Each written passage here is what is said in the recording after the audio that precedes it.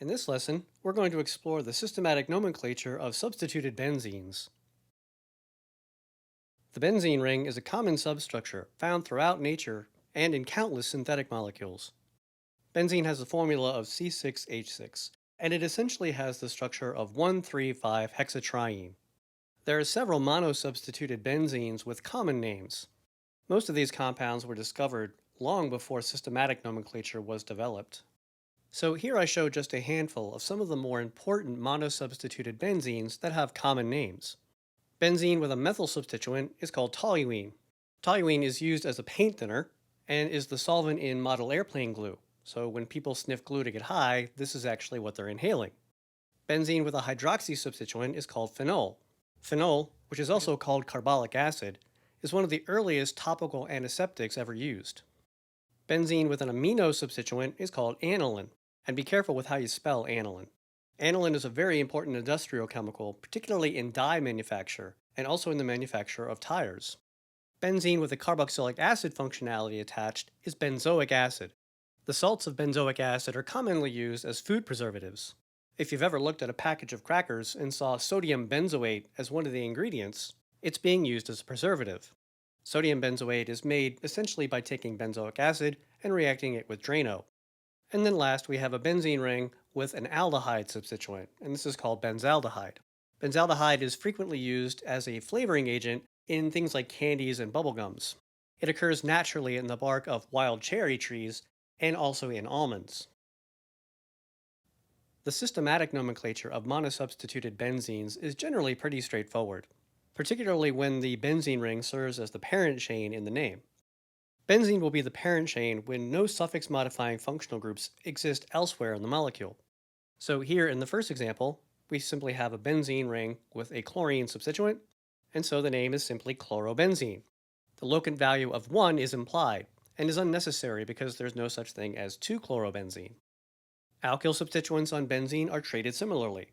Here we have a benzene with an ethyl substituent, so it's simply ethylbenzene. Next, we have a substituent that you're probably not familiar with. The NO2 substituent is called a nitro group. And nitro groups really aren't that commonly encountered in other organic molecules. But the nitro group is really frequently found in substituted benzenes. And as you'll see, that's because the nitro group is very easy to introduce onto a benzene ring. So a benzene with a nitro substituent is simply referred to as nitrobenzene. The nitro group is a prefix modifying substituent and is treated exactly like alkyl substituents, halogen substituents, and alkoxy substituents. The naming of monosubstituted benzenes gets a little more interesting when the benzene is not the parent chain. This frequently occurs when a suffix-modifying functional group necessitates that a different carbon chain be used as the parent chain. When a benzene ring acts as a substituent, by removing a hydrogen from the ring and attaching it to a parent chain, the group is actually called a phenyl substituent. So if we look at this first example, we can see that the 5-carbon chain has an alcohol functional group, and that alcohol is a suffix-modifying functional group. And so the parent chain must incorporate the carbon that bears that functionality. And that means that in this case, the benzene ring is actually a substituent on that 5-carbon chain.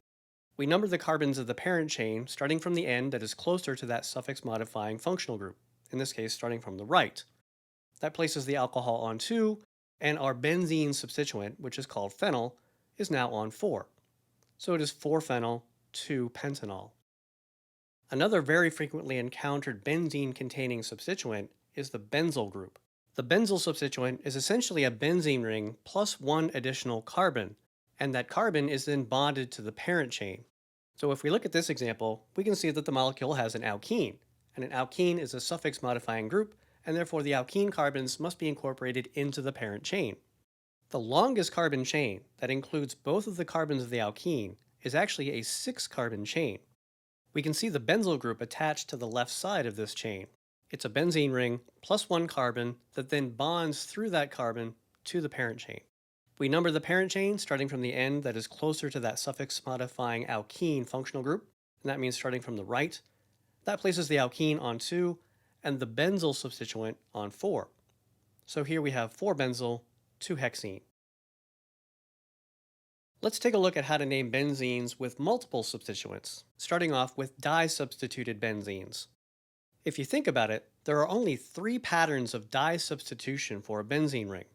The two substituents can have a 1-2 relationship, placing them on adjacent carbons, a 1-3 relationship, or a 1-4 relationship. If we look at the 3 dichlorobenzenes shown here, we can see that each would have the expected systematic name. However, with disubstituted benzenes, the terms ortho, meta, and para can be used instead of true locant values. As you can see from the examples, the ortho relationship refers to a 1-2 substitution pattern. The meta refers to a 1-3 substitution pattern, and para refers to a 1-4 substitution pattern. So these 3 compounds can also be called orthodichlorobenzene, metadichlorobenzene, and paradichlorobenzene. For the most part, all of the other rules for naming compounds apply to substituted benzenes. If we look at this example, we have a disubstituted benzene, and the substituents are a chlorine and an ethyl group. Those are both prefix modifying groups, and neither group has a numbering priority over the other, and that means we have to rely on the alphabet to determine how the parent chain will be numbered. In this case, chloro comes alphabetically before ethyl, and so the carbon that bears the chlorine is given the locant value of 1, meaning that the ethyl group is on carbon 3. So here we have 1-chloro, 3-ethylbenzene. Because those two groups have a 1-3 relationship, the molecule can also be called metachloroethylbenzene. If we look at our next example, we have a benzene ring with a methyl and a bromo substituent. You might remember that the methyl group on a benzene actually gives the benzene a common name. Methylbenzene is usually referred to as toluene. If a substituent gives a benzene a common name, then the carbon that bears that substituent is automatically given the locant value of 1. So in this case, the carbon that bears the methyl group is given the locant value of 1 because methylbenzene is actually toluene. And that means that the bromine is on 2.